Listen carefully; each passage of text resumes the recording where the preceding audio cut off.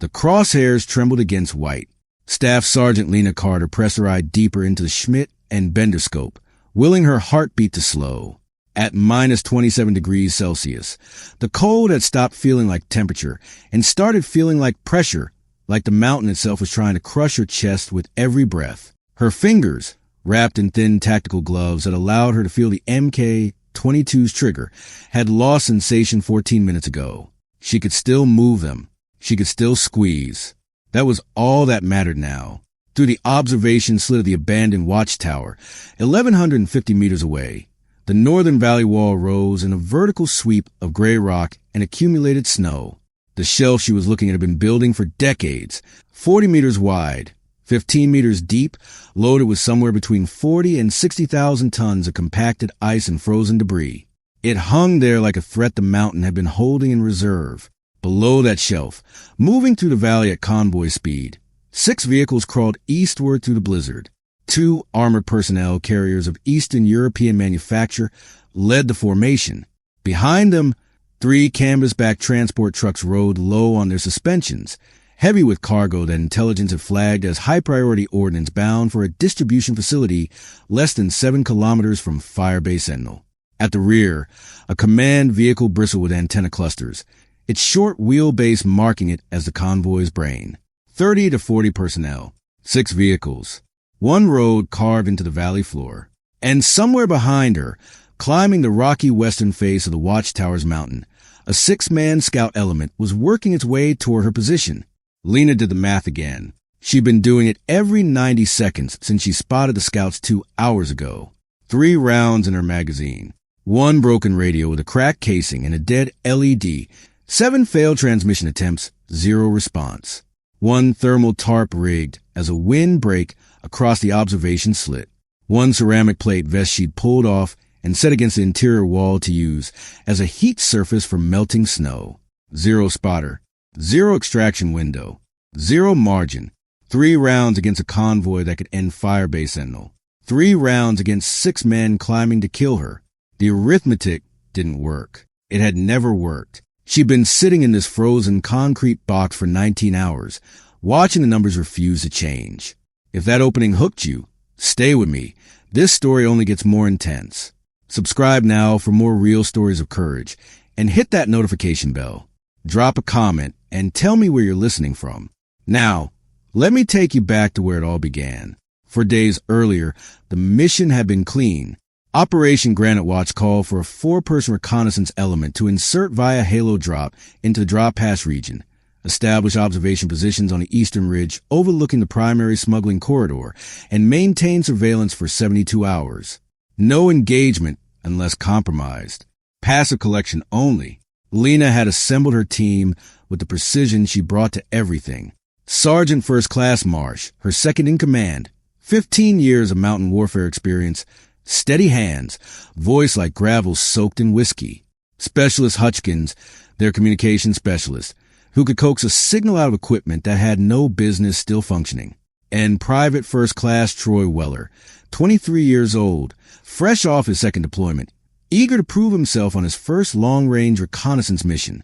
They'd loaded onto the MC, 1:30J at 0200 local time, checking equipment in the red-lit cargo bay as the aircraft climbed to insertion altitude, 30,000 feet, oxygen masks, the familiar ritual of pre-jump checks, altimeter, reserve chute, weapon secured, equipment pouches sealed against the cold.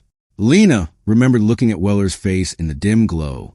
He'd been trying not to smile. She could see the excitement underneath the professional calm, the barely suppressed energy of someone who'd trained for years and was finally getting to do the thing. She should have said something. Some piece of wisdom, some reassurance. But she'd just nodded at him and turned back to her own gear. There would be time for that later, she'd thought. 72 hours of quiet observation. Plenty of time. The jump itself had been textbook. They'd exited the aircraft in sequence, free falling to the darkness in diamond formation, altimeters counting down until the automatic activation devices triggered their chutes. The landing zone materialized out of black, a snow-covered saddle between 2 ridgelines, 300 meters from their planned coordinates. Close enough, within tolerance. They'd buried their chutes in the snow and moved out before the sun came up. The first 2 days had been exactly what the briefing promised. Cold, tedious, essential. They'd established their observation post on a rocky outcropping that gave them sight lines down into the valley, taking shifts with a spotting scope, while the others rested in their patrol bags. The convoy traffic had been light. Civilian vehicles mostly, a few military transports that matched known patterns. They'd logged everything, time-stamped photographs, noted license plates when they could make them out. Lena had started to relax by the end of day 2. Not much, just enough to think that maybe, for once, a reconnaissance mission was going to stay reconnaissance. Then day 3 happened. The drone appeared at 0647. Hutchkins spotted it first, a dark shape moving against the gray sky. Too stable in the wind to be a bird, too quiet to be a helicopter. Military-grade quadrotor, matte black housing, sensor pod mounted on the underside. It flew a search pattern that was too precise to be random, methodically sweeping the eastern ridge in overlapping arcs. Someone had known where to look. Marsh made the call before the drone completed its second pass. They were compromised. Observation position was burned. Immediate extraction via alternate route. The plan had been simple. Break contact to the northeast, cross the secondary ridgeline, make for the alternate pickup zone 6 kilometers west. The helicopter would be on station within 90 minutes of their distress call. But the drone had friends. They made it 400 meters before the first shots cracked through the morning air. Rifle fire from somewhere below them. A hasty ambush. Poorly positioned, but enough to pin them against an open slope with no cover. Lena remembered the sound of bullets snapping past her head, the spray of snow where rounds impacted, the sudden shift from controlled extraction to chaotic survival.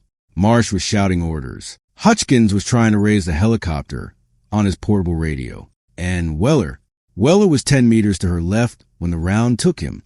She didn't see the impact. She heard it. A wet, heavy sound that didn't belong on a mountainside. And then Weller was falling, his body crumpling in a way that told her everything she needed to know before she even looked. Time did something strange then. It stretched and compressed simultaneously, each second expanding to contain impossible detail, while the overall sequence collapsed into a blur of snow and noise and the taste of adrenaline in her throat. Lena was moving toward him before she consciously made the decision.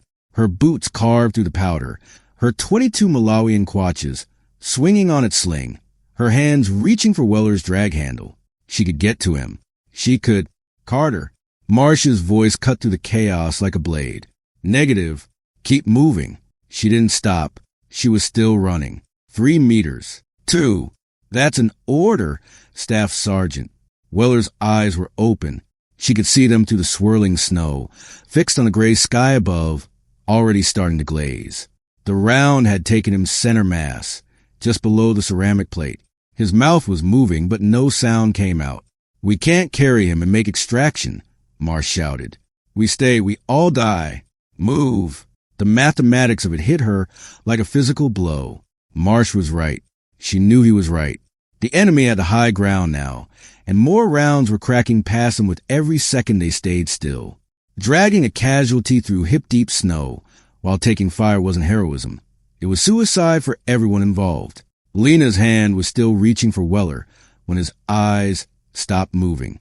She felt something inside her crystallize then, some boundary she hadn't known existed, crossing itself without permission. Her fingers closed on empty air. Her legs kept moving. And Troy Weller stayed on the slope, his blood already freezing into the snow. The rest of the extraction was a series of fragmented images. Marsh returning fire with his 416 Hong Kong dollars, while Hutchkins tried to find cover. The enemy patrol, 15, maybe 20 shooters, pushing up from the valley floor. The moment when Marsh grabbed her arm and pointed northeast, his breath fogging in the cold. The Watchtower, 3 clicks that direction. You hole up there and we'll come get you. I can stay with. You've got the 22 Malawian kwatches. You've got the long-range capability. If they follow us, we need someone who can reach out and touch them from a distance. His eyes met hers. We're splitting up. You go northeast. We go west. They can't chase both. It wasn't a request. Lena had turned northeast and started running. She didn't look back at Weller's body. She didn't let herself. 3 kilometers later, gasping for breath and air so cold it burned her lungs, she'd found the Watchtower. It was a relic from another era, a Cold War observation post built into the western rocky shelf of the valley, 12 meters of reinforced concrete and rusted steel jutting from the mountainside like a forgotten tooth. The door had been wedged shut by decades of ice, but she'd managed to force it with her knife. Inside, the space was cramped and dark, maybe 4 meters by 4 meters, with observation slits on 3 walls and a ladder leading to a second level that had partially collapsed. She'd checked her radio. Dead, LED, cracked casing. She'd tried it anyway, 7 times, keying the transmit button and speaking into static that never resolved into a response. Then she'd settled into wait. That had been 19 hours ago. Now, with the convoy approaching the narrow section of Valley Road and the scout element climbing toward her position, Lena understood that waiting was no longer an option. She pulled back from the observation slit and checked her wrist-mounted temperature gauge. Minus 27.3 Celsius. The blizzard was driving from the northwest at 30 to 40 kilometers per hour, pushing snow in horizontal sheets across the valley. Visibility was maybe 200 meters on the valley floor, less on the exposed ridge lines. Her ballistic computer was dead. The cold had killed the batteries sometime in the night. That meant manual calculations. Everything from memory. Range estimation, bullet drop, wind drift, the density-altitude adjustment for shooting at this elevation, the angle compensation for a plunging shot at roughly 16 to 17 degrees of declination. She'd done the math 3 times already. The numbers kept coming out the same. The snow shelf was 1,150 meters from her position. At that distance, with a 300 Norma Magnum pushing a 215-grain match-grade projectile at approximately 900 meters per second muzzle velocity, she was looking at roughly 215 centimeters of bullet drop under flat zero conditions. But nothing about this shot was flat zero. The elevation angle changed everything. Shooting downhill at approximately 16 degrees meant the gravity component of the equation shifted. The effective range was shorter than the actual range because gravity was pulling the bullet toward the target for less of its flight time. She'd need to adjust her elevation dialed down from what the raw numbers suggested. Call it plus 1.8 mils on the turret as a starting point. Then there was the wind. The blizzard was screaming across the valley from her right at 35 kilometers per hour, with gusts pushing higher. At 1,150 meters, that kind of crosswind would push her bullet approximately 90 centimeters off course by the time it reached the target. She'd need to hold right, call it 0.7 mils on the windage turret, maybe more if the gusts intensified. And the target itself was not forgiving. The weak point she'd identified to the scope was a fractured line in the rock face beneath the snow shelf's base. A pre-existing crack, maybe caused by decades of freeze-thaw cycles, maybe a fault in the original stone. If she could land a round in that crack, the impact might propagate enough force through the surrounding rock to trigger a structural failure in the shelf above. But the target window was brutal. 3 meters wide, half a meter tall.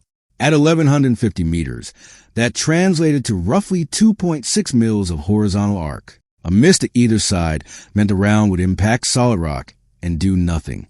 A miss high meant it would bury itself in the snow shelf without reaching the fracture. A miss low meant it would hit the valley wall below the stress point and accomplish exactly nothing. One shot. One chance. Except she didn't have one shot. She had 3 rounds in her magazine and 6 men climbing toward her position. Lena moved to the Watchtower southern observation slit and looked down. The scout element was visible now. 6 figures in winter camouflage, moving in a staggered column up the rocky slope. They were good, disciplined, taking their time, using the terrain for cover, not bunching up into easy targets. Professional soldiers, not militia. She estimated their current distance at 180 to 200 meters. At their current pace, accounting for the terrain difficulty and the wind, they'd reach the Watchtower in 12 to 23 minutes. The convoy was still 8 minutes from the kill zone she'd identified, the narrow section of road where the valley walls squeezed together and the avalanche would have nowhere to dissipate. If she wanted to catch all 6 vehicles in the debris field, she needed to wait until the lead armored carrier had passed the midpoint and the command vehicle had entered the choke point. 8 minutes for the convoy. 12 minutes minimum for the scouts. The window was there. Barely. But if she missed the first shot, if her calculations were wrong, if the wind shifted, if her frozen fingers didn't squeeze the trigger smoothly, she'd have time for one correction and one follow-up shot before the convoy cleared the kill zone. That left her with 1 round for scouts. 6 men, 1 round. The mathematics still didn't work. She could take the scouts first, wait until they were within effective pistol range, say 50 meters, and take them out one at a time with the 22 Malawian Quatches. Even with bolt action cycling between shots, she could probably drop 3 or 4 before they found cover. But that would empty her magazine before the convoy even reached the kill zone. She could split the difference. 1 round for the scouts now, while they were still at distance. Pick off the leader, hope it made the others hesitate. Buy herself time. But that reduced her avalanche attempts to 2, and she wasn't confident 2 attempts would be enough, or she could do nothing about the scouts. Focus entirely on the convoy. Fire her shots at the snow shelf, and accept that she might be dead before she found out if they worked. Lena thought about Weller, lying on that slope with his blood, freezing into patterns she'd never see. She thought about the fire-based Sentinel, 7 kilometers from a facility that was about to receive enough ordnance to turn the entire region into a combat zone. She thought about Marsh and Hutchkins, somewhere out there in the blizzard, counting on her to do what she was good at. The choice wasn't really a choice. It had never been a choice. You didn't volunteer for this work if you weren't willing to accept the possibility that one day the numbers would force your hand. Lena moved back to the northern observation slit. She settled behind her 22 Malawian Quatches, pressing her eye to the scope, and began walking through her calculations one more time. Range, 1,150 meters. Elevation, plus 1.8 mils, adjusted for downhill angle. Wind, plus 0.7 mils right, adjusted for sustained crosswind. Target, 3 meters by half a meter. Fracture line in gray rock beneath white snow. Flight time, 2.0 to 2.4 seconds, depending on conditions. She would fire. She would adjust. She would fire again. And whatever happened after that would happen. The convoy was 6 minutes out now. The scouts were.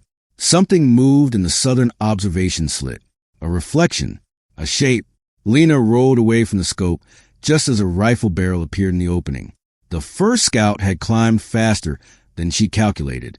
The shot cracked past her head and buried itself in the concrete wall behind her. Chips of ancient masonry sprayed across the confined space.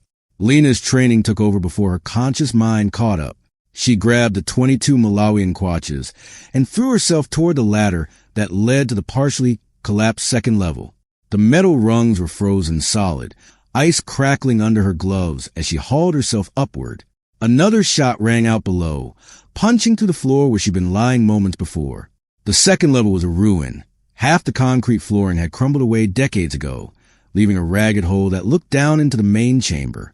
But there was cover here, a section of intact wall that blocked the southern approach, and a secondary observation slit that gave her a different angle on the valley below.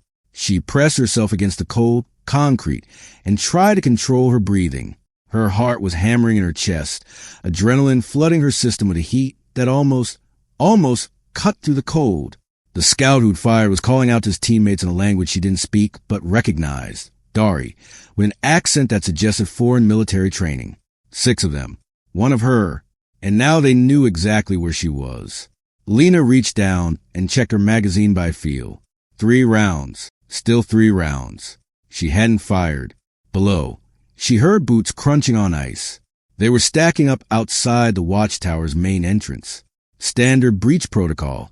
2 men on the door, 2 providing cover, 2 in reserve. She'd have maybe 3 seconds from when that door opened to when they cleared the main level and started up the ladder. 3 seconds wasn't enough time to shoot the snow shelf. The thought crystallized with terrible clarity. If she engaged the scouts now, she'd lose the convoy. But if she let them breach, she'd be dead before she could pull the trigger. Unless... Lena looked at the observation slit beside her. From this angle, she could see a narrow slice of the valley floor. The convoy was visible, 6 dark shapes crawling through the white, approaching the choke point where the road narrowed and the valley walls closed in. Lead armored vehicle, maybe 400 meters from the optimal engagement point. 3.5 minutes at their current speed. She looked at the hole in the floor. The scouts would come through that door in moments. They'd see the collapsed section, see the ladder. They'd know she was up here. But they didn't know how many people were in the Watchtower. A plan formed in her mind, desperate and precise, and almost certainly suicidal. She pulled the thermal tarp from where she'd rigged it earlier and balled it up. She grabbed her ceramic plate vest from where it sat against the wall, still radiating the faint heat it had absorbed from her body, and she positioned herself at the edge of the floor hole, looking down into the main chamber. The door burst inward. Two figures rushed in, rifles up, sweeping the corners. Their eyes went first to the northern observation slit where she'd been positioned. They'd seen her through the scope's reflection, expected her to be there. Finding the space empty, they began to turn. Lena dropped the ceramic vest. It fell through the hole, landed with a clatter that echoed off the concrete walls. Both scouts pivoted toward the sound, rifles tracking the movement. In that half-second distraction, Lena threw the balled-up thermal tarp toward the southern observation slit, the same slit the first scout had fired through. Movement drew eyes. The tarp fluttered as it fell, catching the faint light. The scout spun again, and Lena dropped through the hole in the floor. She hit the main level in a roll, her shoulder taking the impact, the 22 Malawian Quatches already coming up. The two scouts had their backs partially to her, still tracking the thermal tarp. She covered the distance in two lunging strides, reversed the rifle, and drove the buttstock into base of the nearest man's skull. He dropped without a sound. His partner was already turning, bringing his weapon around, but Lena was inside his reach now. She grabbed his rifle barrel and shoved it toward the ceiling just as he fired. The shot deafened her, muzzle flash searing her vision, but she was already moving, driving her knee into his thigh, collapsing his stance, then slamming her elbow into his temple as he fell. 2 down, 4 to go. No rounds expended. The others were shouting outside. They'd heard the shot. They knew something had gone wrong. Standard protocol would be to hold position, reassess, wait for their teammates to report. She had maybe 30 seconds before they realized no report was coming. Lena grabbed one of the fallen scout's rifles, AK-74M. She registered automatically, folding stock, polymer furniture, 30-round magazine, and positioned herself against the wall beside the door. She'd made no sound since the shots. If the scouts outside were disciplined, they'd assumed their teammates had neutralized the threat and were conducting a secondary sweep. 10 seconds passed. 20. A face appeared in the doorway, careful, professional, weapon leading. Lena let him see the two bodies on the floor. She let him register the angle of their falls, the blood pooling beneath the first man's skull. And in the moment when his eyes widened and his mouth opened to shout a warning, she drove the stock of the AK-74M into his throat. He went down choking, and she was already moving past him, out the door, into the blinding white of the blizzard. The remaining 3 scouts were spaced across the rocky shelf outside the Watchtower, using the terrain for cover exactly as they had been trained. Good soldiers, disciplined operators. But they were looking up at the Watchtower. They were expecting fire from the observation slits. They weren't expecting someone to come out the front door. Lena dropped the first man with a 3-round burst before his rifle finished tracking toward her. The second dove behind a boulder, returning fire, round snapping past in the wind. She moved laterally, keeping low, circling toward his position while the third scout tried to get an angle. The blizzard was her ally now. Visibility was maybe 40 meters. The snow driving horizontally, reducing everything to shapes and shadows. She'd grown up hunting in conditions like this. She knew how to move through a wideout, how to use the wind as cover, how to disappear into nothing. The second scout died without ever seeing her clearly, just a shape emerging from the snow, the muzzle flash, the impact. The third threw down his weapon and raised his hands. Lena froze, the AK-74M still trained on his center mass. Her finger was on the trigger. The pressure required to fire was maybe 2 pounds. One twitch and it would be over. The man was young, mid-20s, she guessed, dark beard frosted with ice, eyes wide with fear. He was saying something in Dari, the words lost in the wind, his hands trembling as he held them above his head. 5 scouts down, 1 surrendering, and the convoy. Lena's head snapped toward the valley. Through the swirling snow, she could just make out the lead armored vehicle passing the narrowest section of the road. The kill zone. The point of no return. Inside, she barked at the surrendering scout, jerking her head toward the watchtower. Move. Now. He didn't understand English, but he understood the gesture. He scrambled toward the door, hands still raised, and Lena followed him in, slamming the door behind them. She pointed at the far corner, and he went there, sitting down with his back against the wall, still shaking. 5 down. 1 secured. 0 rounds from the 22 Malawian Quatches expended. Lena dropped the AK-74M and grabbed her precision rifle from where it had fallen during the fight. She sprinted to the northern observation slit, throwing herself into position, pressing her eye to the Schmidt and Bender scope with hands that were trembling now, not from cold, but from the adrenaline crash that always followed close-quarters combat. Through the scope, the convoy was clear. All 6 vehicles were in the kill zone, strung out along 200 meters of narrow road. The lead armored carrier was already approaching the far end, but the command vehicle, the one with the antenna cluster, the brain of the operation, was dead center in the engagement area. 1,150 meters, minus 27 degrees, 35-kilometer crosswind, roughly 2 seconds of flight time. She didn't have time to recalculate. She had to trust the numbers she'd worked out earlier. Plus 1.8 mils elevation, plus 0.7 mils windage. Lena dialed the turrets with frozen fingers, each click of the adjustment mechanism sounding impossibly loud in confined space. She found a fracture line in the rock face, gray against white, a jagged shadow beneath the massive snow shelf. She placed a mil-dot reticle on the center of the crack. She controlled her breathing, forcing her heartbeat to slow, entering the meditative state that snipers called a bubble. The wind gusted. The crosshairs trembled. The convoy kept moving. She squeezed the trigger. The 22 Malawian Quatches bucked against her shoulder. The 215-grain projectile left the barrel at 900 meters per second and began its arcing flight across a valley.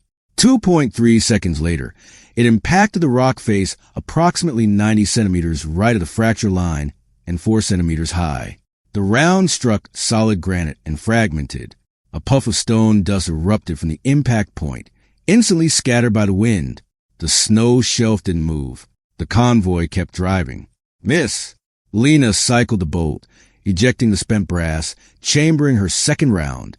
Her heart was pounding now, but her hands stayed steady. She had one more chance before the convoy cleared the kill zone, maybe 45 seconds based on their current speed. What had gone wrong? The wind. It had to be the wind. She'd calculated for a sustained 35-kilometer crosswind, but the gusts that came through just as she fired had pushed higher, 40, maybe 45.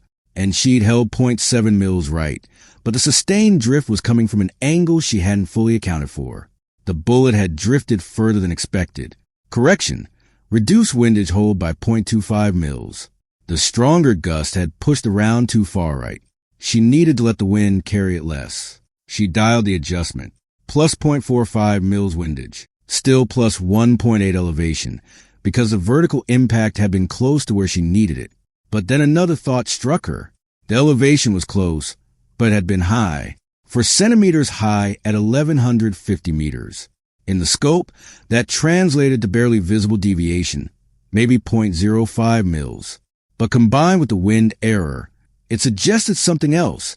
The angle calculation wasn't perfect. She'd estimated the downhill angle at 16 to 17 degrees. But what if it was closer to 18? At this range, even a single degree of error in the elevation angle would shift the impact point by several centimeters. Lena didn't have time to recalculate properly. She had to trust her instincts. Reduce elevation by 0.5 mils to compensate. Plus 1.3 mils elevation. Plus 0.45 mils windage. The convoy's lead vehicle was exiting the kill zone. The second armored carrier was following. The 3 transport trucks were still in the center, but the command vehicle was already approaching the far edge. She had seconds. Lena found a fracture line again. She centered the reticle not on the center of the crack, but on the left edge, accounting for the wind, giving the bullet room to drift into the target. She controlled her breathing. She found the bubble. She squeezed. The second round left the barrel and began its flight. 2.2 seconds. 1,150 meters of cold, screaming air. A 215-grain projectile fighting wind and gravity and the fundamental physics of long-range shooting. Lena watched through the scope, unable to breathe, unable to blink. The round struck the rock face 18 centimeters left of the fracture line center. For a moment, a heartbeat, nothing happened. The bullet fragmented against stone, sending another spray of dust into the wind. Then the rock moved. The fracture line that had been invisible from this distance suddenly became visible. A black crack split the gray stone, propagating outward from the impact point like frost spreading across glass. The crack reached the edge of the rock face and continued upward into the compressed snow that had been accumulating on this shelf for decades. The snow shelf shuddered. Lena had read about avalanches. She'd studied them in mountain warfare training, learned the physics of how they started and how they moved. But nothing in any training manual had prepared her for the scale of what happened next. The shelf didn't fall. It released. 40,000 tons of compacted snow and ice separated from the mountainside in a single catastrophic moment, dropping away from the rock face like something being shed. The mass accelerated instantly, gravity doing what gravity does, 9.8 meters per second squared, modified by friction and terrain, and the sheer incomprehensible way of the thing. From her position in the Watchtower, 60 meters above the valley floor and 1,150 meters from the impact zone, Lena saw the avalanche hit the road. The convoy had no warning. The drivers of the transport trucks might have seen the white wall descending toward them in the final moments, but there was nowhere to go. The road was carved into the valley floor with walls on either side, no exits, no escape routes. The avalanche hit at approximately 80 kilometers per hour and simply erased them. 210 meters of road disappeared under 3 to 4 meters of debris. The transport trucks, the heavy ones, the ones riding low with suspected ordnance, were buried in seconds. The command vehicle, caught at the edge of the debris field, was shoved sideways and rolled, its antenna cluster snapping off as it tumbled. Through the scope, Lena watched two figures stumble out of the wreckage before the secondary wave of snow caught them.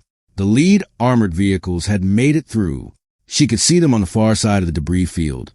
Stopped now, their crews dismounting to stare back at the destruction. But the vehicles that mattered, the transports carrying the weapons, the command vehicle coordinating the delivery, were gone. Lena exhaled. Her body was shaking. The adrenaline that had carried her through the scout engagement and the first missed shot was draining away, leaving her hollow and cold and suddenly aware of how tired she was. 19 hours in this frozen concrete box. 1 close quarters engagement. 2 shots fired. And somewhere in the valley below, between 30 and 40 people had just died because she'd found a crack in a rock. She thought about that. The geometry of it. 175 pounds of finger pressure on a 2-pound trigger, sending a round across 1,150 meters of freezing air, finding a fracture that had been forming for decades, releasing forces that had been building since before she was born. She hadn't caused the avalanche. The avalanche had always been waiting there, potential energy stored in accumulated snow and fractured stone.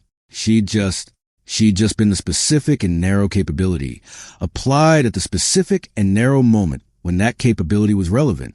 A sound from behind her made her turn. The surviving scout, the one she forced inside at gunpoint, was still sitting against the wall where she'd left him. His eyes were wide, locked on the observation slit, and she realized he'd watched the whole thing to the narrow gap in the concrete. The wind was audible now, howling through the openings, carrying with it the distant rumble of settling debris. He looked at her. She couldn't read the expression on his face. Fear, yes, but something else too. Something that might have been awe or horror or simply the recognition that he was looking at something he didn't have a framework to understand. He didn't say anything. He just looked at the valley and then at her and then back at the valley. After a long moment, he sat down again. Lena had checked her magazine. 1 round remaining. She moved to the doorway and looked out at the rocky shelf where the scout engagement had taken place. 5 bodies lay scattered across the terrain, half buried in drifting snow. The 2 men she'd knocked unconscious inside the Watchtower were still breathing. She checked them both, found pulses, decided they'd live if the cold didn't kill them. She secured their weapons, stripped their radios, and dragged them inside one by one. The effort exhausted her. She'd been running on emergency reserve since Weller died, and those reserves were almost gone now. But she kept moving, because stopping meant thinking, and thinking meant remembering the slope and the blood, and the eyes that stopped moving while her hand reached through empty air. By the time she had all 6 scouts secured, 3 alive, 3 dead, lined up against the interior walls of the Watchtower, she could barely stand. Lena collapsed against the northern wall and let her head fall back against the cold concrete. Outside, the blizzard was intensifying. The avalanche debris was still settling, sporadic rumbles echoing across the valley as secondary slides released smaller accumulations of snow. And somewhere out there, Marsh and Hutchkins were either dead or alive, either coming for her or lying frozen in the snow like Weller. She closed her eyes. The darkness behind her eyelids was absolute. She could feel her heartbeat slowing, her body temperature dropping, the hypothermia that had been stalking her for hours finally starting to close its grip. She needed to move. She needed to stay awake. She needed to... The radio crackled. Lena's eyes snapped open. The sound had come from one of the scout radios, the ones she'd stripped from their unconscious bodies. Someone was transmitting. She scrambled across the floor, grabbing the nearest radio, keying the receive button. The voice that came through was distorted, fragmented by weather and distance, but the call sign was unmistakable. Carter, respond. Granite 5 to any element. Carter, respond. Marsh. Lena nearly sobbed. She keyed the transmit button, her frozen fingers fumbling with the unfamiliar controls. Granite 5, this is Carter. I read you. How copy? Static. Then, Carter, thank God. We got extraction inbound. What's your status? 1 shooter, no injuries, 1 round remaining. She looked at the 3 surviving scouts, still sitting against the wall in various states of consciousness. +6 EPWs. 3 alive, 3 dead. A pause. Say again, Carter. You have enemy prisoners. Affirm. Scout element attempted to breach my position. I neutralized the threat and secured the survivors. She took a breath. Convoy is destroyed. I triggered an avalanche across the primary route. Estimate 30 to 40 enemy Kia. Command vehicle and all transport trucks are buried. The silence on the other end lasted long enough that Lena started to wonder if she'd lost a connection. Then Marsh's voice came back, and there was something in it she'd never heard before. Not surprise, exactly. More like recognition. The sound of someone understanding something they hadn't understood before. Copy all, Carter. Extraction inbound. Heavy lift helicopter, 40 minutes out. Just hold your position. Copy. Carter out. She set the radio down and let her head fall back against the wall again. 40 minutes. She could survive 40 minutes. The 3 surviving scouts were watching her. The young one, the one who'd surrendered, had his eyes locked on her face, still trying to process what he'd witnessed. The other 2, older men with harder expressions, were looking at the radio in her hands. They understood enough to know that help was coming. For her, not for them. Lena met their eyes, one by one. We're going to sit here, she said, knowing they couldn't understand the words, but hoping they'd understand the tone. We're not going to hurt each other. And when the helicopter comes, you're going to board it without resistance. Nod if you understand. The young one nodded immediately. The other 2 exchanged glances before giving slight, reluctant nods of their own. Lena didn't trust them. She didn't trust anyone anymore. But she was too tired to maintain full tactical alertness. So she compromised. She positioned herself against the wall with the observation slit at her back, keeping all 3 prisoners in her line of sight, the 22 Malawian Quatches resting across her thighs with 1 round in the chamber. The blizzard howled outside. The Watchtower creaked and groaned as the wind tested its Cold War construction. And Lena Carter sat in the frozen dark, waiting for extraction, thinking about the geometry of what she'd done. 30 to 40 people. That was the estimate she'd given Marsh. Somewhere between 30 and 40 human beings had been alive 20 minutes ago, and now they were buried under 3 to 4 meters of avalanche debris. Some of them might still be alive down there. Compressed air pockets, survival instincts, the desperate mathematics of people trying not to die. Search and rescue teams had pulled survivors from avalanches after hours, sometimes days. But no search and rescue team would be coming for that convoy. The road was blocked. The survivors in the lead armored vehicles would be focused on extraction, not excavation. And even if they tried to dig, the debris field was massive. 210 meters of packed snow and ice, heavy enough to crush vehicles and suffocate anyone trapped inside. She'd killed them, not with bullets, not with direct action, but she'd killed them all the same, as surely as if she'd walked down into that valley and pulled the trigger 30 or 40 times. The mathematics of it sat in her chest like a stone. One round, impacting a rock face, propagating a fracture, releasing energy that had been stored for decades. She hadn't created that energy. The sun had done that, melting and refreezing the snowpack year after year, building up layers of compressed ice. She hadn't created the fracture in the rock. Geological processes had done that, the slow grind of plate tectonics and thermal expansion. She'd just applied the specific and narrow capability she possessed at the specific and narrow moment when that capability was relevant. Lena wondered if that reasoning would feel more convincing later. She suspected it wouldn't. The first surviving scout, the young one who'd surrendered, made a small sound. She looked up and found him gesturing toward the observation slit, his expression uncertain. She didn't understand at first. Then she realized he was asking permission to look. Lena considered the request for a long moment. The man was an enemy combatant. 20 minutes ago, he'd been trying to kill her. His teammates, some of them lying dead against the far wall, had almost succeeded, but he was also a soldier, a professional, whatever flag he fought under. And something in the way he'd watched the avalanche suggested he understood what happened down there better than most. She nodded. The scout rose slowly, keeping his hands visible, and moved the observation slit. He looked out into the blizzard for nearly a full minute without speaking. Lena watched his face, tracking the micro-expressions as he processed what he was seeing. The debris field, the buried convoy, the absolute totality of the destruction. When he turned back to face her, his expression had changed. He sat down against the wall again. He didn't look at his surviving teammates. He didn't look at her.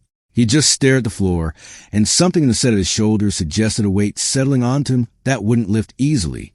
Lena understood that feeling. She closed her eyes and let herself drift, not sleeping. She couldn't afford sleep, not with 3 prisoners and 40 minutes until extraction, but entering a state of suspended awareness where her body could rest while her mind kept partial watch. The cold pressed against her, patient and relentless, but she was past caring about it now. The helicopter arrived in 37 minutes. She heard it before she saw it, the distinctive thump of heavy rotors cutting through the storm, growing louder as the aircraft descended toward the rocky shelf outside the Watchtower. A CH-47 Chinook she recognized from the sound signature, twin rotors configured for high-altitude operations. Lena forced herself to stand. Her legs nearly gave out on the first attempt, but she grabbed the wall and steadied herself. She turned to the prisoners. "Time to move. On your feet." The young one rose first. The other 2 followed, their movements slow and stiff from cold and injury. Lena gestured toward the door with the barrel of her .22 Malawian Quatches. Single file, hands visible, no sudden movements. They understood enough to comply. The ramp of the Chinook was already lowering when they emerged from the Watchtower. Through the swirling snow, Lena could make out figures in the cargo bay. Soldiers in winter gear, weapons ready, scanning the perimeter. And there, standing at the top of the ramp, a familiar silhouette. Marsh. He was limping. She could see it in the way he moved, favoring his right leg. But he was alive and upright, and his eyes found hers across the 30 meters of frozen ground between them. Carter. She guided the prisoners toward the ramp, keeping them in front of her, one hand on the .22 Malawian Quatches, and the other gesturing for them to keep moving. The soldiers in the helicopter took over as each man reached the ramp, securing them with zip ties and guiding them to seats along the cargo bay wall. When the last prisoner was aboard, Lena finally let herself climb the ramp. The heat inside the helicopter hit her like a physical force. The Chinook's cargo bay was climate controlled, probably 65 degrees Fahrenheit, warm enough to feel tropical after 19 hours in -27. Her body started shivering violently, the delayed response to hypothermia triggering as her core temperature began to rise. Marsh caught her before she fell. "Easy, easy. We've got you." He guided her to a seat along the cargo bay wall, wrapping a thermal blanket around her shoulders. She tried to say something, a report, a status update, something professional, but her teeth were chattering too hard to form words. "Don't talk. Just breathe. Marsh was checking her over with practice efficiency, looking for wounds, assessing her condition. You're hypothermic but functional. We'll get you warmed up. Hutchkins appeared beside him, his face drawn and tired but intact. He was holding something. A thermos. She realized, steam rising from the open top. Hot coffee. Sip it slowly. You drink too fast, you'll throw up. Lena wrapped her frozen fingers around the thermos and lifted it to her lips. The heat was painful at first, burning her cracked lips, but she forced herself to drink. The liquid warmed her from the inside, spreading through her chest and stomach like a slow fire. The helicopter was lifting off now, the deck tilting as the pilots pulled away from the Watchtower shelf. Through the small window beside her seat, Lena could see the valley falling away, the debris field, the buried convoy, the massive scar that the avalanche had carved across the landscape. Marsh followed her gaze. "Intel is going crazy," he said, his voice pitched to carry over the rotor noise. "Whatever was in those transports, they're estimating it would have changed the tactical picture across the entire region. You stopped it." Lena didn't respond. "Carter." Marsh's voice was gentler now. "You did good. You understand that, right? Firebase Sentinel is intact because of what you did." She thought about the 30 to 40 people buried under the snow. She thought about the young scout, sitting across the cargo bay with his hands zip-tied behind his back, staring at the deck with that same weighted expression. She thought about Weller, still lying on that slope, his blood frozen into patterns no one would ever see. "I know what I did," she said finally. "I'm not sure good is the right word for it." Marsh didn't argue. He'd been doing this too long to pretend that words fixed anything. The flight back to base took 3 hours. Lena drifted in and out of consciousness, her body finally succumbing to the exhaustion it had been fighting. The medical team that met them on the tarmac gave her 4 fluids, checked her extremities for frostbite, and declared her fit for debriefing after a 6-hour mandatory rest period. She slept through 5 of those hours. The debrief lasted 4 more. They wanted to know everything. The drone compromise, the firefight during extraction, Weller's death, the solo movement to the Watchtower, the scout engagement, the avalanche. She walked them through it step by step, maintaining the flat, clinical tone that debriefs required, watching the recording devices capture every word. When she got to the ballistic calculations, the intelligence officers stopped her. "You made that shot without a spotter?" One of them asked. "Without a ballistic computer?" Computer was dead. Cold killed the battery. "And you calculated the elevation and windage adjustments manually?" "That's what training is for." The officer exchanged a glance with his colleague. The target was a fracture in rock face at 1,150 meters, in a blizzard, while under threat of hostile approach. "That's correct." Another glance. The recording kept running. They didn't ask her how she felt about it. Intelligence officers never did. But she could see the question in their eyes. The same question she'd been asking herself since the avalanche released. How does someone do that? How does someone calculate the exact position of a weakness in stone from over a kilometer away, compensate for wind and gravity and temperature and angle, and fire a shot that kills 30 people and saves 100? The answer was simple. The answer was also insufficient. You train. You practice. You learn the math until it's muscle memory, until the calculations happen faster than conscious thought. And then, when the moment comes, you don't think about who's going to die. You think about the target, the range, the wind, the trigger pressure. Everything else, the weight of it, the geometry, the human cost, that comes later, always later. The classified summary of Operation Granite Watch was distributed to 12 desks across 3 agencies. It omitted Lena's name entirely. It omitted Weller's name too, and Marsh's and Hutchkins'. The summary referred to them as reconnaissance elements and described the avalanche as controlled terrain denial action that effectively neutralized the enemy convoy. That was not how these things were recorded. 3 days after the extraction, Lena went to the range. It was early morning, 0500. The firing lanes empty except for her. She'd signed out 1 round of 300 Norma Magnum from the armory, gone through the standard check-in procedures, and walked 1,000-meter range with her 22 Malawian Quatches in its case.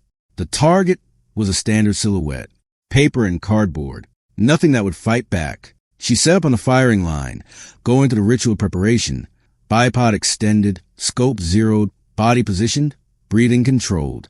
The morning was cold, not Watchtower cold, not avalanche cold, but cold enough to remind her muscles of what they'd been through. One round in the magazine. Lena looked through the scope at the distant target. The crosshairs were steady. Her heartbeat was slow, controlled, the meditative state she'd trained herself into over 15 years of precision shooting. She didn't fire. Instead, she lay there for 17 minutes, finger resting against the trigger guard, watching the target through the magnified optics. She wasn't thinking about ballistics or wind or elevation. She was thinking about choice. In the Watchtower, she hadn't chosen to fire. She'd calculated and executed. The decision had been made hours before she pulled the trigger, made when she decided to stay at her position rather than attempt escape, made when she decided the convoy was more important than her own survival. But here, on the range, with no threat and no time pressure and no lives hanging in the balance, she had a choice. She could fire, or she could not fire. The round would go downrange and hit the target, or it would stay in a magazine and wait for another day. She needed to know she could choose. After 17 minutes, Lena removed her finger from the trigger guard and safed the weapon. She packed up the 22 Malawian Quaches, returned the unfired round to the armory, and walked back to her quarters. The armorer gave her a strange look. She didn't explain. 2 days later, she found Hutchkins in the maintenance bay, working on one of the patrol vehicles. He looked up when she entered, wiping his hands on a rag. Carter, feeling better? Getting there. She leaned against the workbench beside him. You! Hutchkins shrugged. The motion was too casual to be genuine. Keeping busy helps not to think too much. They stood in silence for a moment, listening to the sound of the bass. Vehicles moving, distant voices, the constant background hum of military operations. I keep trying to draw a straight line, Hutchkins said finally. From Weller to the avalanche, from the drone to the convoy, but it doesn't work. The pieces don't connect the way I expect them to. Lena considered that. Straight lines are for ranges, she said. Out there it's all angles. Hutchkins looked at her. His expression was unreadable, but something in his eyes suggested he understood what she meant, even if he couldn't articulate it. Angles, he repeated. Yeah, maybe so. He went back to working on the vehicle. Lena watched him for a few more minutes, then pushed off the workbench and headed for the door. Carter. She stopped. For what it's worth, I think you made the right call. All of them, even the ones that don't feel right. She didn't turn around. Thanks, Hutchkins. Stay dangerous out there. The base settled into routine. Debrief reports were filed. After-action reviews conducted. Lessons learned documented and distributed. Somewhere in the chain of command, decisions were being made about future operations, resource allocation, strategic priorities. Lena wasn't part of those conversations. She was a shooter, a specific and narrow capability, and her value existed at the operational level, not the strategic one. 2 weeks after the extraction, Marsh found her in the gym. Got something for you. He handed her a piece of paper, a printed message, official formatting from command. She scanned it quickly. Special Warfare School, instructor position, 6-month rotation, optional extension. They want me to teach. They want you to share what you know, the shot you made. Nobody's done anything like that in the field. The math guys have been running simulations, trying to figure out how you calculated the trajectory without a computer. They want to know if it can be taught. Lena looked at the paper. 6 months away from operational rotation. 6 months of classrooms and training ranges, and students who didn't know yet what the job really cost. I'll think about it, she said. Take your time. Offer's good for 30 days. Marsh turned to leave, then stopped. Carter, one more thing. She waited. Weller's family is having a memorial service next month. Back in Kansas, where he grew up. The team's been invited. He paused. I know you blame yourself for leaving him on that slope, but the family wants to thank us, all of us, for trying. Lena felt something shift in her chest. Not pain, exactly, but the awareness of pain held in reserve. The weight she'd been carrying since the slope, the question she'd asked herself 1,000 times since. Could she have done something different? Could she have saved him? I'll be there, she said. Good. Marsh nodded once. Good. The memorial service was held on a gray Saturday in April. Lena flew in with Marsh and Hutchkins. wearing her dress uniform, standing at attention as the chaplain spoke words about sacrifice and duty and the cost of defending freedom. Weller's mother found her afterward. She was a small woman, silver-haired, with the kind of weather hands that suggested a lifetime of hard work. She looked at Lena with eyes that had clearly spent weeks crying and had now moved past tears into something quieter. "You were there," she said, "when Troy—" "Yes, ma'am. They told me you tried to reach him before Sergeant Marsh ordered you to keep moving." Lena didn't trust herself to speak. "Thank you," Weller's mother said, "for trying. I know it wasn't possible. I know you couldn't have carried him, but thank you for trying."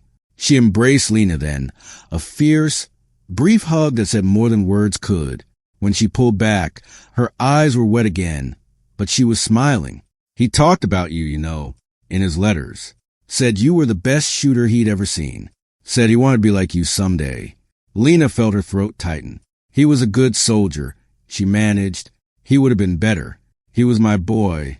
The woman's voice was steady despite the tears. "And he died doing what he believed in.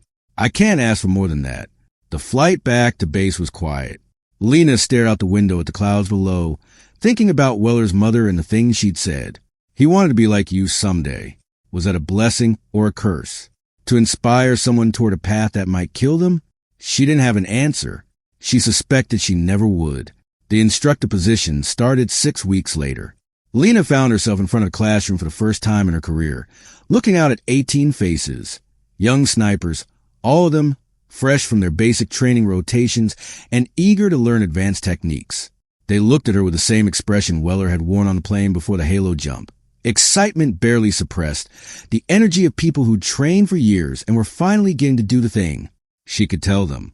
She could describe what happened on the mountain, the weight of pulling a trigger that killed 30 people, the geometry of destruction that still sat in her chest like a stone.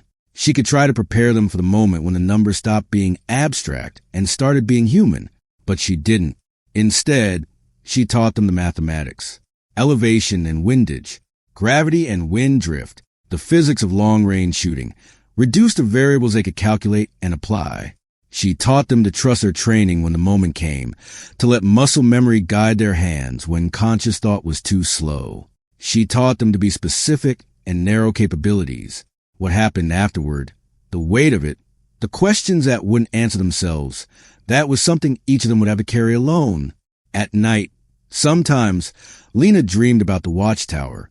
The code was always the same. The math was always the same. 3 rounds, 6 vehicles, 6 men climbing toward her position. The equations that didn't balance. The choice that wasn't really a choice. But the dream always ended differently than reality. In the dream, she saw Weller's face looking up at her from the valley floor. Not dead, not frozen, but watching, waiting to see what she would do. And when the avalanche released, he didn't look away. He just watched the white wall descend, watched the convoy disappear, watched the mathematics resolve itself into violence. Then he nodded once and was gone. Lena always woke from those dreams with the same feeling. Not peace exactly, but something adjacent to it. The sense that Weller had seen what she'd done, understood why she'd done it, and accepted the geometry of the situation for what it was. She wasn't sure if that was forgiveness. She wasn't sure if it was something she'd invented to help herself sleep, but it was enough to keep moving. The mountains were waiting for her. 6 months of instructor rotation ended, and she put in for operational reassignment. The paperwork went through in 3 days, faster than usual, which meant someone upstairs had been expecting the request. Her new unit was deployed to a region she couldn't name, working missions she couldn't describe, apply her specific and narrow capability in moments when that capability was relevant. The work was familiar. The weight remained. On the night before her first operational insertion, Lena sat on the tarmac of the staging base and looked at the stars. The sky was clear here. No blizzard, no whiteout, just the endless black scatter with points of light. Somewhere out there, the same stars were shining over the drop pass, over the Watchtower where she spent 19 hours fighting the cold, over the debris field where 30 to 40 people were still buried under 3 to 4 meters of compacted snow. She thought about the geometry of it, the specific and narrow capability she possessed, the specific and narrow moment when that capability had been relevant. The angles that didn't resolve into straight lines, the questions that didn't answer themselves, the weight that never quite lifted. She had not convinced a mountain of anything. She had read what was already true about it, the fracture, the stress, the stored energy waiting to release, and applied her skill at the precise moment when skill could make a difference. That was all. That was quite enough. The helicopter was loading behind her. Marcia's voice was calling her name, summoning her to the next mission, the next set of calculations, the next opportunity to be exactly what she was. Staff Sergeant Lena Carter rose from the tarmac and walked toward the aircraft. She was already back in the mountains.